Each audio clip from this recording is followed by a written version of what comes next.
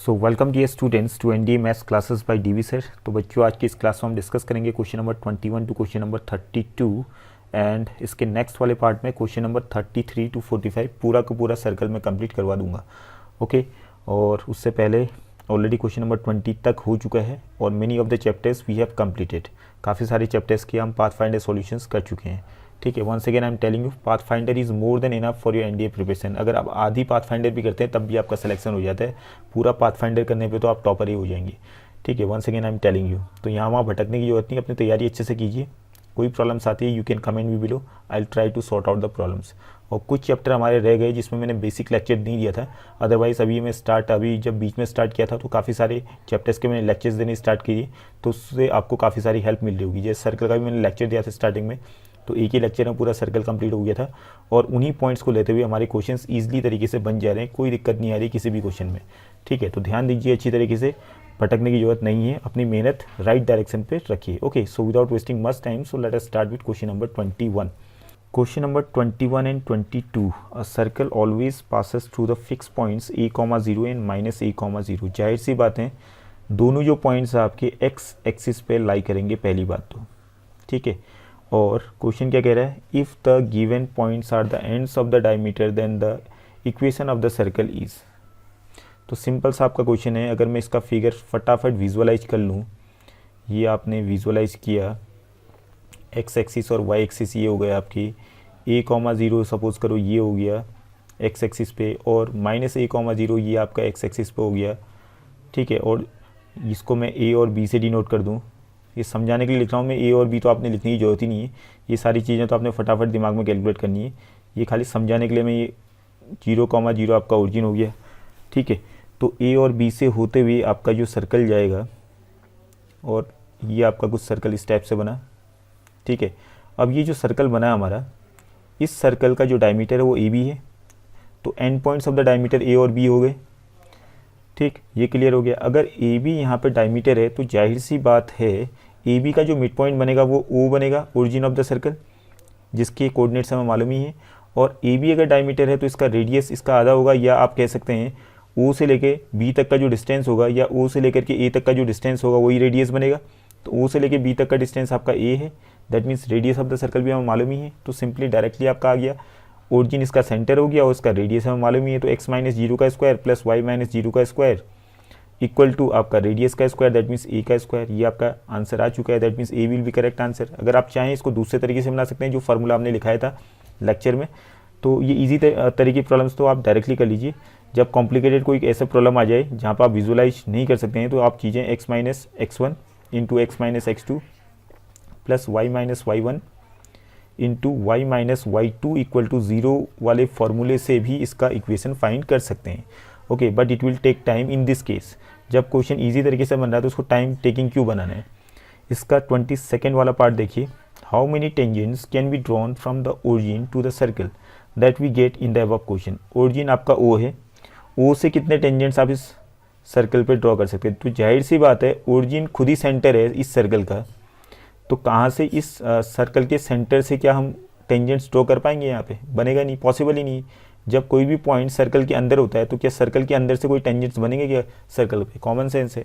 तो इसमें कोई टेंजेंट बनेगा ही नहीं, तो इसका आंसर क्या हो जाएगा 0, that means A will be correct answer. Question number 23 to 25, consider the two circles S1 and S2 with centres C1 and C2 respectively and radius R1 and R2 respectively. तो C1 निकाल दीजिए आप, C1 तो आपका 0,0 हो जाएगा। जाहिर सी बात है पहले वाले सर्कल का सेंटर, पहले वाले सर्कल का रेडियस आपका 16 आपका हो जाएगा 4, यहाँ 16 का स्क्वायर रूट। ओके, और उसके बाद सेंटर ऑफ सेकेंड सर्कल हो जाएगा आपका, x का जो कोफिशिएंट है -8, इसका पहले नेगेटिव कीजिए फिर आधा कीजिए। तो -8 का नेगेटिव हो जाएगा +8, +8 का आधा 4, और y का जो कोफिशिएंट है वो है -10, -10 का नेगेटिव कीजिए +10 का आधा 5। ये C2 हो गया आपका। ठीक है, वैसे आप रेडियस निकाल दीजिए सेकेंड सर्कल का, रूट ऑफ g² आपका आ जाएगा 16 प्लस f² आपका हो गया 25, माइनस c करेंगे तो यहाँ पे जल्दीबाजी मत कीजिएगा। 23 को पहले लेफ्ट हैंड साइड में भेजिए तो c तभी आएगा आपका, c बन जाएगा -23, तो -c करूँगा तो +23 यहाँ आ जाएगा। दैट मीन्स रूट ऑफ क्या बनेगा आपका ये 10 + 20 30, 30 + 20 50, 53 + 8 53 प्लस 5 58, 58 प्लस 6 64, दैट मीन्स 8 आ गया आपका R2। ओके, तो देखिए पहले question number 23, which of the following is true, R1 greater than R2, गलत है। R1 smaller than R2, R1 छोटा है R2 से, क्लियर कट है कि R1 4 है और R2 आपका 8 आया था, तो ये तो आपका क्लियर हो गया, B will be correct answer. Find C1 C2, तो C1 और C2 के बीच में डिस्टेंस, तो डिस्टेंस फॉर्मूले का यूज़ कर लीजिए आप यहाँ, तो 4 का स्क्वायर प्लस 5 का स्क्वायर हो जाएगा आपका 16 plus 25, that is equal to root of 41।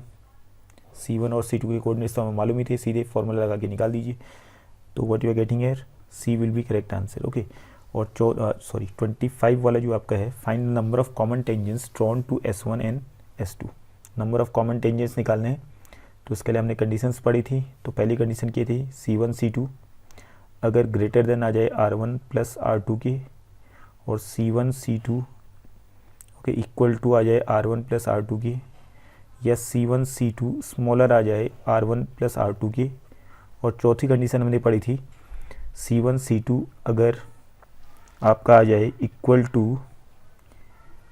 To R1 minus R2 का मॉडुलस के बराबर। तो पहले केस में नंबर ऑफ कॉमन टेंजेंट्स थे 4, दूसरे वाले केस में नंबर ऑफ कॉमन टेंजेंट्स थे 3, तीसरे वाले केस में नंबर ऑफ कॉमन टेंजेंट्स थे 2, और चौथे वाले केस में नंबर ऑफ कॉमन टेंजेंट्स थे 1। ओके, तो अब देखिए इसके लिए हमें C1 C2 कंपेयर करना पड़ेगा। फिर देखिए फिर यहाँ पे क्या हो रहा है, C1 C2 आपके सामने में है, और पहले आप R1 माइनस R2 से कंपेयर करेंगे। जल्दीबाजी में ये लास्ट वाले स्टेप को हम छोड़ देते हैं, इसकी वजह से गलत होने के पूरे चांस होते हैं। तो पहले आप R1 माइनस R2 और C1 और C2 को कंपेयर कीजिए। तो C1 C2 आपका root 41, that means 6 point something आएगा आपका ये, तो जो भी आएगा मैंने लिखा नहीं है, अगर ज़रूरत पड़ेगी तो फिर मैं हम इसका स्क्वायर रूट फर्दर निकाल ही देंगे। R1 माइनस R2 कितना रहा है, R1 माइनस R2 का मॉडुलस, तो R1 माइनस R2 आपका रहा है 4 माइनस 8 माइनस 4 का मॉडुलस 4। क्या दोनों इक्वल आ रहे हैं, नहीं आ रहे हैं, दैट मीन्स फोर्थ वाली कंडीशन तो हमने फेल कर दी, ये कंडीशन यहाँ पे अराइज नहीं हो रही है। अब सीधे आप C1 C2 का आप कंपेयर करेंगे इससे R1 प्लस R2 से, तो देखिए क्या हो रहा है, C1 C2 था आपका 6 पॉइंट समथिंग, और R1 प्लस R2 था आपका 4 प्लस 8 12, तो क्या हो रहा है यहाँ पे, जाहिर सी बात है कि C1 C2 आपका छोटा आ रहा है R1 प्लस R2 से, तो कौन सी कंडीशन फुलफिल हो रही है, थर्ड वाली कंडीशन फुलफिल हो रही है, that means number of common tangents क्या हो जाएंगे 2, that means A will be correct answer to this question. Question number 26 to 28, consider the 2 circles S1 S2 आपके सामने में है, the equation of the common chord निकालना है, सिंपली आ जाएगा, ये हम सारे पॉइंट्स डिस्कस कर रखे हैं हमने लेक्चर में। तो S1 और S2 को घटा देंगे तो आपका कॉमन कॉर्ड का इक्वेशन आ जाएगा, तो घटा दीजिए, एक्स स्क्वायर से x square cancel, y square से y square cancel, minus 6x है, और नीचे में घटाने में ये प्लस बन जाएगा, that means minus 6x plus 4x क्या हो जाएगा आपका माइनस 2x, और उसके बाद 4y नीचे आपका नेगेटिव बन जाएगा, that means 4y minus 6y, तो माइनस 2y हो गया, और यहाँ घटाएंगे तो माइनस 11 माइनस 9 क्या हो जाएगा plus 2 equal to 0, that means minus 2 common लीजिए, तो x plus Y minus 1 equal to 0 आ जाएगा आपका, माइनस 2 को उस तरफ भेज देंगे आप, तो C will be correct answer. और उसके बाद 27 वाला जो क्वेश्चन है आपका, the angle of intersection of the 2 circles is, तो एंगल ऑफ इंटरसेक्शन निकालने के लिए हम फॉर्मूले का यूज़ करते हैं, हम cos theta equal to R1 का स्क्वायर प्लस R2 का स्क्वायर माइनस C1 C2 का square upon 2 times R1 R2, तो इसमें रेडियस की ज़रूरत पड़ेगी दोनों की, और साथ में इसका जो सेंटर्स हैं उनकी ज़रूरत पड़ेगी, तभी तो C1 C2 हम निकाल पाएंगे। तो एक काम कीजिए, पहले तो आप इनके सेंटर्स के कोऑर्डिनेट्स निकालिए।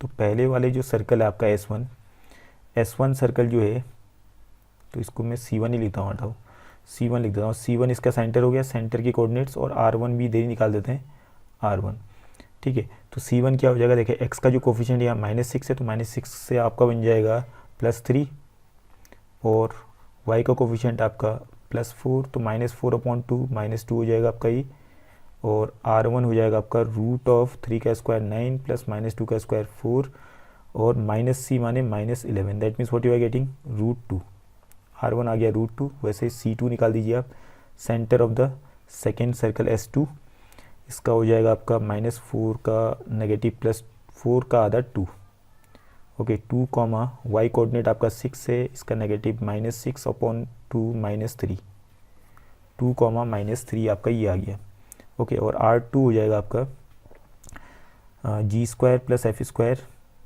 माइनस सी, तो 4 प्लस 9 और माइनस सी आपका बन जाएगा -9, तो 9 से 9 कैंसिल, √4 आपका आ जाएगा 2, तो R2 भी निकल चुका है। अब सीधे आप फॉर्मूला लगा दीजिए कॉस थीटा वाला, ठीक है। तो कॉस थीटा इक्वल टू क्या होता है फॉर्मूला, R1 का स्क्वायर प्लस R2 का स्क्वायर माइनस C1 C2 का square upon 2 times R1 R2।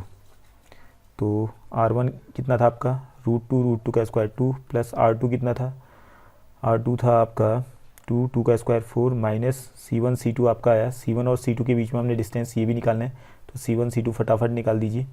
तो √3 -2 1 का स्क्वायर 1 -2 -3, तो +1 1 का स्क्वायर 1, तो इट मीन्स ये भी √2 आ रहा है, तो √2 का स्क्वायर यहाँ 2 हो जाएगा upon 2 into R1 into R2। R1 क्या था आपके पास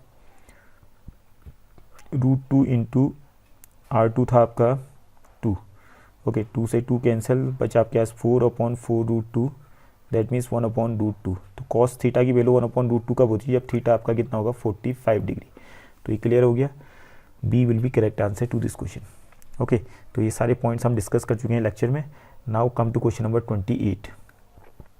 question number 28, the value of K so that x² + y² + kx + 3y + k = 0 and circle S1 cut orthogonally. तो यहाँ पे दो सर्कल्स है, एक तो S1 है, S1 जो आपको शुरू में गिवन था क्वेश्चन पे, और दूसरा सर्कल ये है ऑर्थोगोनली, ठीक है।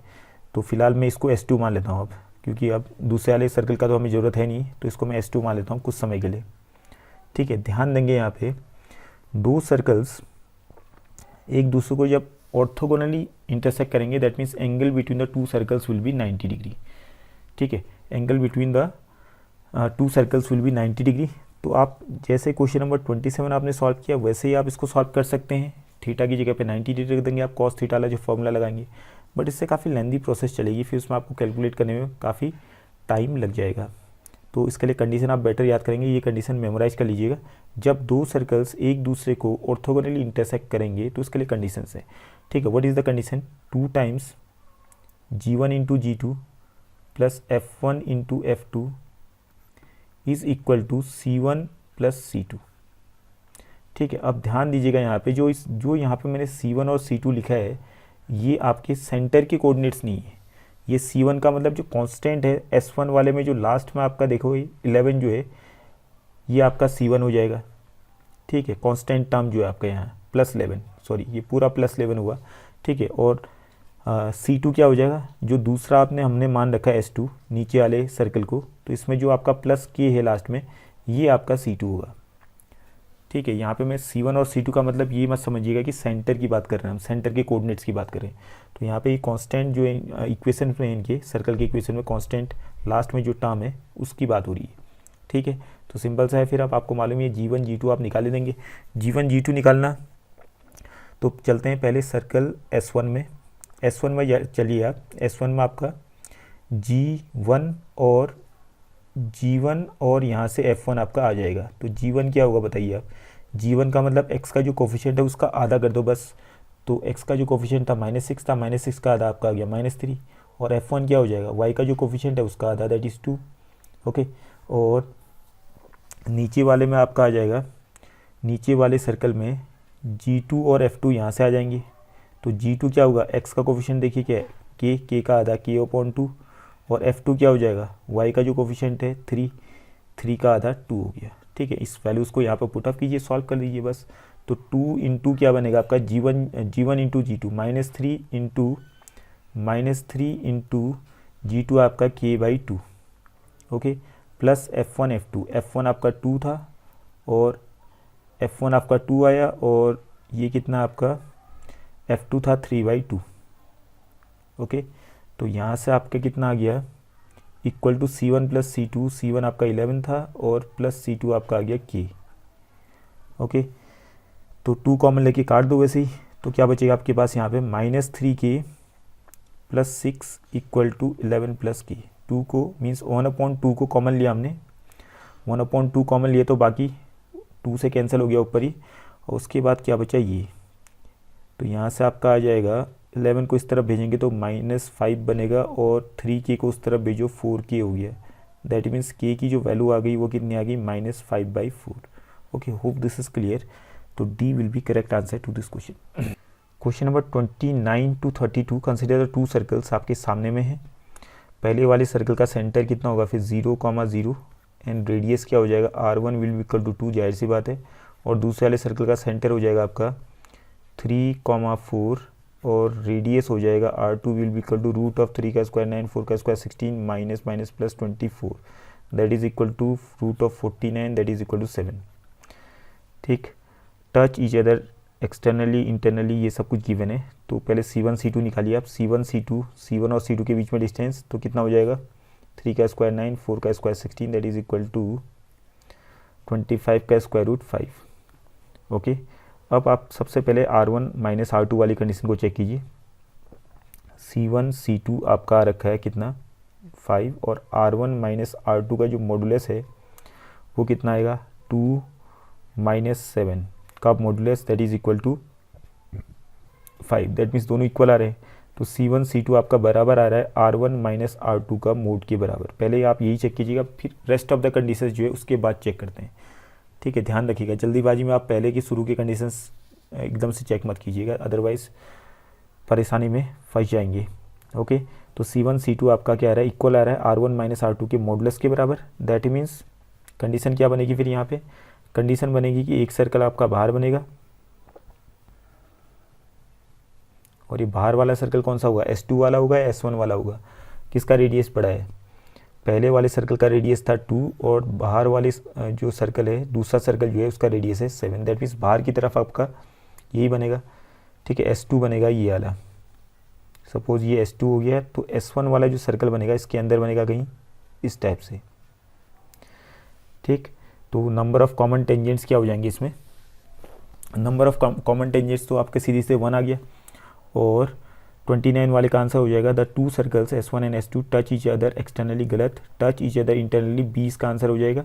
और 30 वाले का तो डायरेक्ट ये नंबर ऑफ कॉमन टेंजेंट्स आपकी 1 ही बनेंगे कंडीशन के अकॉर्डिंग भी, और यहाँ फिगर में भी आप देख ही सकते हैं। ओके, और उसके बाद number of tangents drawn from the centre of S2 to the circle S1। तो अंदर वाला सर्कल आपका S1 वाला है, अंदर वाला जो सर्कल है, ये वाला जो सर्कल है वो S1 है, और बाहर वाला जो सर्कल है वो S2 है। ओके, तो आपसे पूछा है कि S2 के सेंटर से, अब S2 का सेंटर हमने फाइंड करना है कहाँ पे एग्जैक्टली। तो इसका फाइंड करने के लिए देखिए ध्यान देंगे, यहाँ पे जो आपका अंदर वाला सर्कल S1 है उसका सेंटर, उसका रेडियस कितना आपको मालूम है, रेडियस है 2, तो डायमीटर कितना हो जाएगा 4। दैट मीन्स यहाँ से यहाँ तक जो इसका टोटल लेंथ बनेगी ये बन जाएगी 4, डायमीटर इसका 4 हो गया। और बाहर वाला जो सर्कल है S2 इसका रेडियस कितना आपको 7 गिवन है। दैट मीन्स 4 से बड़ा है 7, दैट मीन्स ये बाहर की तरफ होगा, डायमीटर से बाहर बनेगा। दैट मीन्स ये पॉइंट जो है इस सर्कल के बाहर बनेगा, अंदर वाले सर्कल के बाहर, और बाहर वाले सर्कल के अंदर तो जाहिर सी बात है उसका सेंटर तो उसके अंदर ही रहेगा।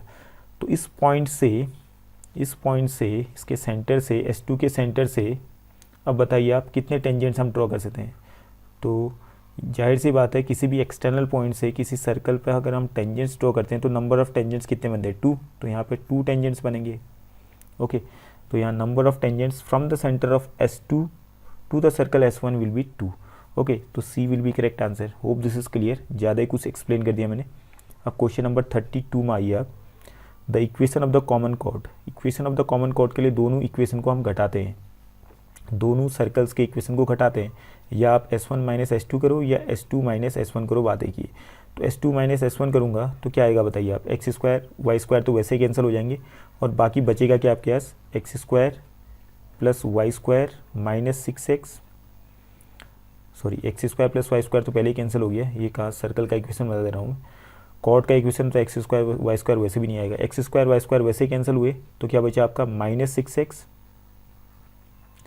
माइनस 8y माइनस 24 माइनस 4, तो आपका आ जाएगा minus 24 plus 4 that means minus 20 is equal to 0।